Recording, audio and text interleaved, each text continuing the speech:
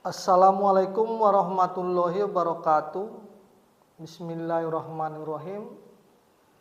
Hari ini kita akan membahas tentang fungsi energi. Ya. Ini saya mohon maaf teman-teman nih, ini ada sedikit catatan ya. Cuma kita catat sedikit terus nanti kita gambarkan biar kita lebih mudah untuk memahaminya nanti, ya. Fungsi energi secara umum, yang pertama itu penggerak organ-organ yang bersangkutan. Itu yang pertama. Yang kedua itu, energi itu akan mendorong darah yang ada di pembuluhnya dengan secepat mungkin. Jadi kecepatan darah sampai ke tujuan tergantung energi yang mendorong. Energi itu juga akan membuat kelenjar getah bening itu akan bersirkulasi dengan cepat dan lancar, sehingga mengurangi resiko terjadinya penyumbatan di pembuluh darah yang akan menyebabkan hambatan, yang akan menyebabkan benjolan. Yang keempat, energi itu juga akan mendorong dan menyebarkan cairan itu ke seluruh tubuh, biar tidak mengendap di bawah karena disebabkan gaya gravitasi.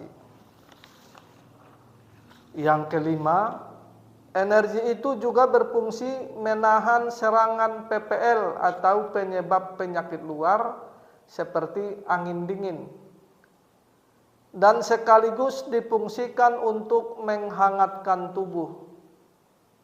Energi itu juga akan membuat tubuh itu lincah dan bertenaga. Kemudian energi itu juga berfungsi sebagai pembentuk darah, sebagai pembentuk cairan, sebagai pembentuk saripati, dan sekaligus pembentuk semangat. Energi itu juga berfungsi untuk membantu mempercepat pertumbuhan dan perkembangan tubuh.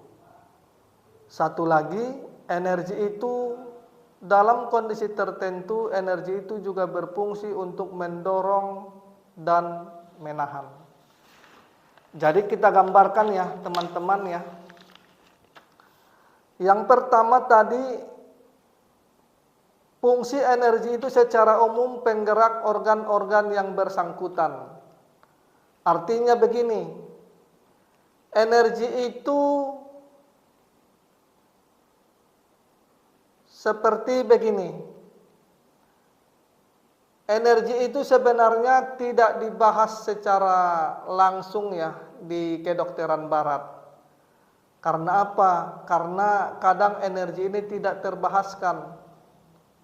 Tetapi fungsi energi itu secara umum menggerakkan semua organ-organ dalam, menggerakkan semua keempat anggota gerak seperti dua tangan dan dua kaki. Jadi energi itu bisa dirasakan.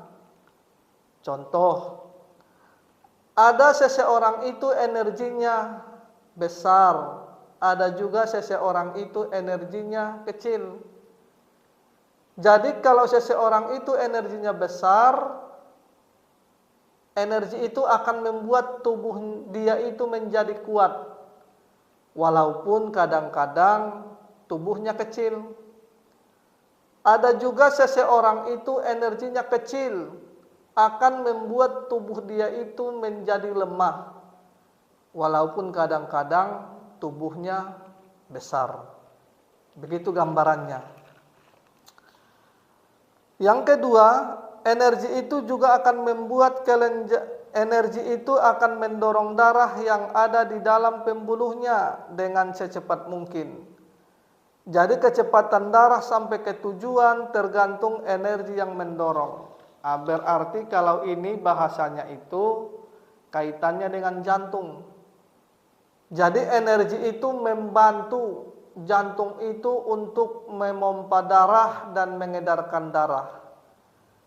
Artinya kuat lemahnya jantung itu memompa darah itu ditentukan oleh kuat lemahnya energi dari tubuh itu. Gambarannya begitu.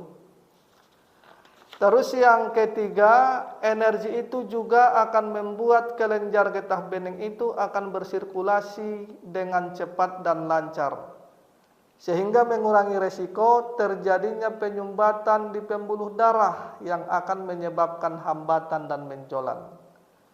Jadi begini, kalau energi itu lemah di dalam tubuh, maka akan menyebabkan suhu tubuh itu menjadi dingin. Jadi ketika suhu tubuh itu menjadi dingin, maka akan menyebabkan sirkulasi darah itu akan berjalan dengan pelan. Sirkulasi cairan itu juga berjalan dengan pelan. Sirkulasi kelenjar getah bening itu juga berjalan dengan pelan. Jadi kalau sirkulasi darah, sirkulasi cairan, sirkulasi energi itu berjalan dengan pelan di dalam tubuh, maka akan menyebabkan banyak pengendapan di dalam pembuluh darah dan pembuluh kelenjar getah bening itu. Jadi kalau di dalam pembuluh darah, di dalam pembuluh kelenjar getah bening itu banyak pengendapan seperti zat bakteri, virus, zat kimia, zat beracun, dan zat-zat yang tidak dibutuhkan oleh tubuh itu mengendap di pembuluh darah itu atau pembuluh kelenjar getah bening itu, maka ini yang menyebabkan sumbatan. Jadi kalau sumbatan itu berhari-hari, berminggu-minggu, berbulan-bulan, dan bahkan bertahun-tahun tidak terselesaikan, maka ini yang akan menyebabkan benjolan. Nah, ini yang dimaksud itu. Terus energi itu juga akan mendorong dan menyebarkan cairan itu ke seluruh tubuh, biar tidak mengendap di bawah karena disebabkan gaya gravitasi.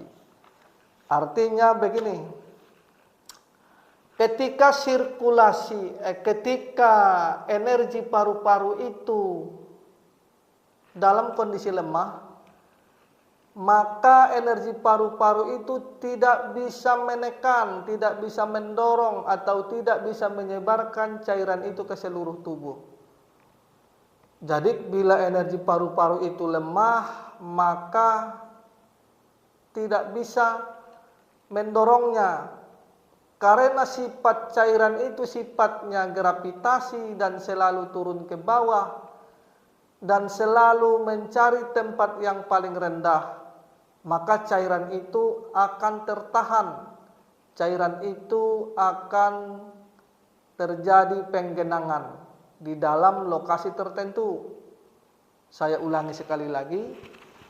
Jadi bila energi paru-paru itu dalam kondisi lemah, maka otomatis energi paru-paru itu tidak bisa mendorong dan menyebarkan cairan itu menyebar ke seluruh tubuh.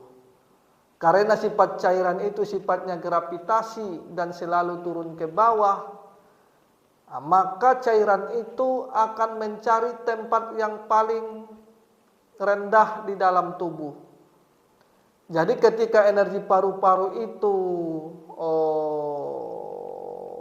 lemah, ditambah lagi tubuh itu dalam kondisi dingin, maka akan menyebabkan cairan itu di atas dan di bawah itu terjadi pengendapan atau terjadi penggenangan. Pertanyaannya, pengendapannya atau penggenangannya di mana? Kalau pengendapannya atau penggenangannya terjadi di otak, maka itu akan menjadi hidrosefalus. Seperti kepala yang besar itu ya, kepalanya membesar. Kalau cairan itu tertahan atau mengendap di paru, maka itu akan menjadi udin paru atau paru-parunya membesar. Kalau cairan itu tertahan atau menggenang di tangan, maka akan menyebabkan udim tangan atau pembengkakan di tangan. Kalau cairan itu menggenang di perut, maka itu akan menyebabkan udim perut atau sering dibahasakan asites. Kalau cairan itu menggenang di kaki, maka akan menyebabkan udin kaki atau pembengkakan di kaki. Kalau cairan itu mengendap di rahim, maka akan menjadi kista. Pertanyaannya, cairan itu mengendap di mana? Jadi ini semua permasalahannya disebabkan karena tertahannya sirkulasi cairan. Disebabkan karena energi paru-paru itu terlalu lemah. Nah, cuma nanti gambarannya, apakah permasalahannya hanya di energi paru-parunya saja yang lemah sehingga tidak bisa menyebarkan cairan itu ke seluruh tubuh, ataukah permasalahannya itu nanti ada sistem yang lain yang tidak normal sehingga menyebabkan juga cairan itu tertahan.